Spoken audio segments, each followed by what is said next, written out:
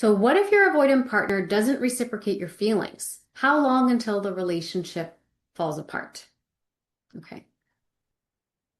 So what do you do when you have opened your heart, made room for emotional closeness and intimacy, and your partner just cannot meet you there? And maybe they care. Maybe they even say things like, I love you. But when it comes to really showing up emotionally, when it counts, there's silence, shutdown, confusion, or maybe they disappear altogether. And so that can leave us feeling unseen, lonely, confused and unsure about whether or not we're actually holding space for growth or we're just clinging to hope. And that can spark a painful question. Well, how long do I wait before this whole thing unravels? So if you're someone who feels like you're doing all the emotional heavy lifting, especially in a dynamic where a partner pulls away just when things are supposed to be getting good, then in the first part of this segment, I want to talk about what's really going on there so we can reconnect to a sense of self-worth and make a clear, grounded choice about how long we are going to allow the relationship to last. And in the second part of the segment, I want to introduce a guided visualization so that we can tap into our own intuition and explore the timeline of your relationship. Okay. So to begin, I want to break down the question into three core concerns that are really popping up. And the first is, what is actually happening when an avoidant partner doesn't show emotional reciprocity? Secondly, what are the real consequences of emotional needs going unmet? And lastly, what choices are available to someone who might be on the receiving end of this dynamic? So to unpack these, I also have three core premises. So let's dig into this. First, remember, avoidance isn't indifference. It's typically self-protection. So when someone has an avoidant attachment style, they're not necessarily emotionally cold. It may just feel unsafe to them to express that level of vulnerability. So even being emotional can trigger things like shame, overwhelm, a fear of engulfment, a fear of scaring you off, fear of being perceived as weak. So they will protect themselves by pulling away, not because they don't care, but because caring too much can be terrifying when you've never learned how to manage that kind of emotional energy. And we also have to acknowledge that the way you experience intimacy or closeness could just be fundamentally incompatible with the way your partner experiences it. So for instance, avoidant partners, they tend to experience closeness in things like parallel play. So doing activities side by side without necessarily talking too much, but just enjoying each other's presence in a quiet type of intimacy with shared space. Sometimes they demonstrate it through acts of service, showing love through doing or fixing, but not necessarily getting into feelings in a verbal way. And they can utilize space as a sign of trust. So I don't need anything. This is not intended to wound you or to exclude you. For avoidant partners, sometimes needing nothing is the greatest gift they believe they could give you. They are showing their strength and security by not placing demands on you and not being a burden. And so giving you space is how they show you respect and trust, which is why they expect it in return. Now, on the other hand, we have anxious partners, and they're more likely to feel close with things like emotional check-ins, including consistent and frequent verbal affirmations or updates, physical closeness and cuddling, deep ongoing conversations about the relationship, a lot of time spent together in interactive activities, planning together, building things together, right? Now, both of these sets of needs are valid. It's all valid, exactly in the way you experience it. It's all valid.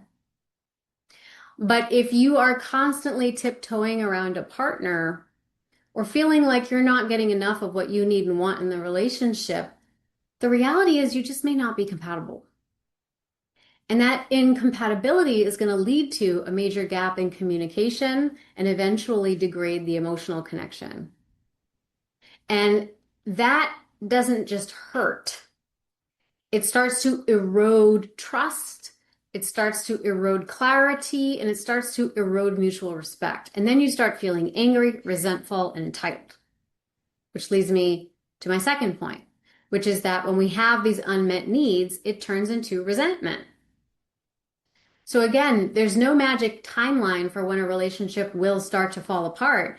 But when we have emotional needs that are going unmet or ignored, or that are just simply incompatible with the relationship container, there are some signs that the relationship has begun to degrade. So for example, you're going to feel more emotionally alone with them than without them. Conversations stay on a surface level and tend to avoid any kind of vulnerability.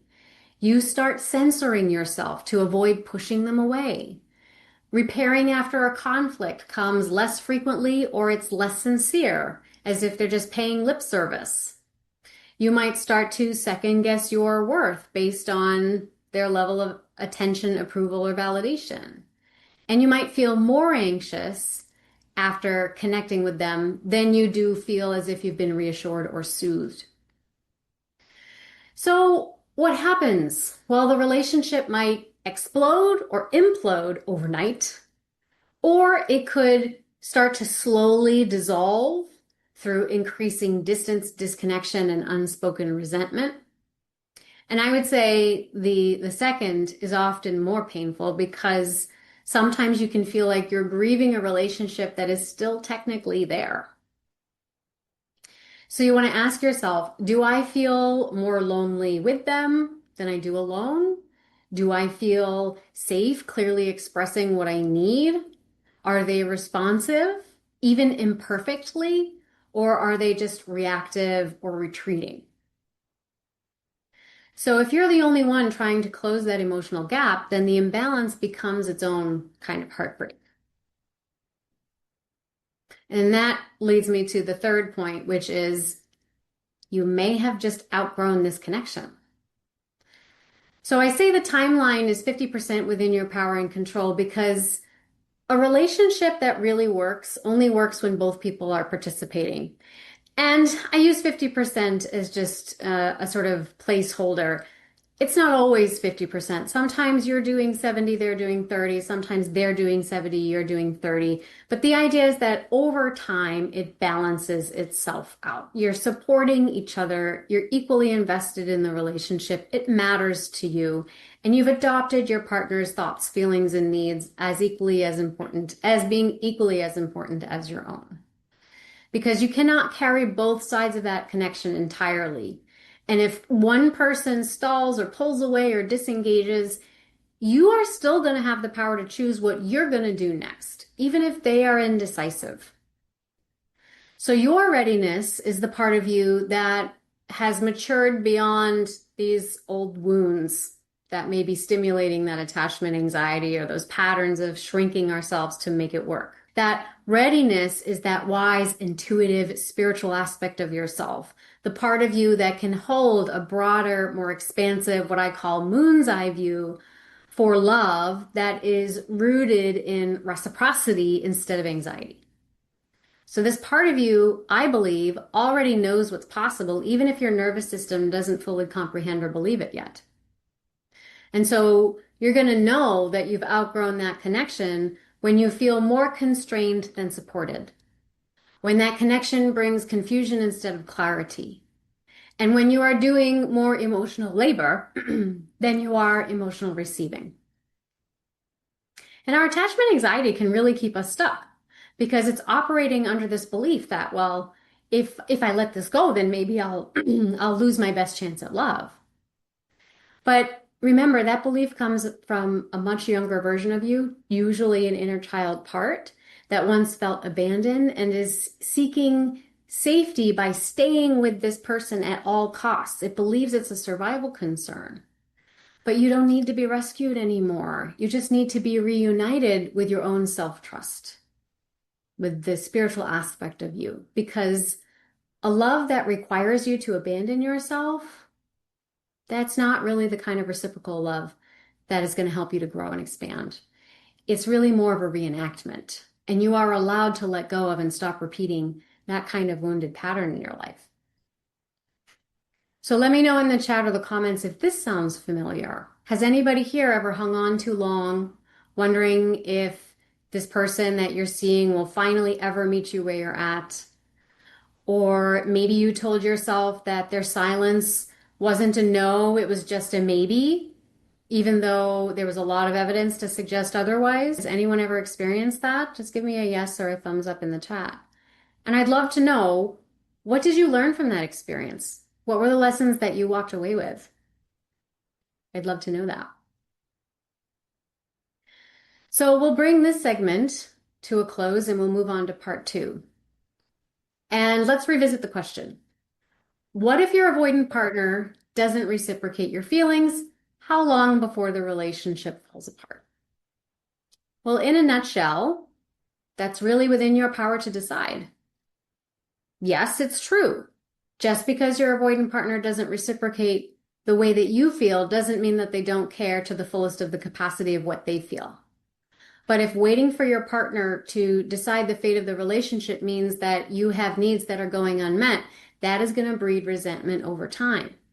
And how long you choose to simmer in that resentment is entirely within your control. And that doesn't mean that you have to throw your arms up and walk away in anger. Instead, I'd have you think of it as walking towards yourself with clarity. So be willing to say, I'm no longer going to suppress my emotional needs to match somebody else's limitations. And again, that doesn't mean you have to immediately end it. That might mean that you offer challenging invitations for them to grow with you for a period of time. And then you give them a little leeway and the choice to accept or deny your invitation. But if they start to drift further away, if no grand explanation comes, there is power in finally seeing what is truly real and possible for you with this person without trying to shrink yourself or meet their standards. Because it sounds like for this inquirer, they're not just looking for love, they're looking for a connection that is mutual, meaningful, and emotionally safe. And that's not a fantasy. It is a reflection of how far you've come. So if you like the sound of that, but you're not sure what the next step should be, stick with me for the second part of this segment, because I'd like to do a guided visualization next to explore your heart's intuition on the matter. Also, remember to subscribe and ring the bell for notifications. I put out videos once a week and I wouldn't want you to miss out.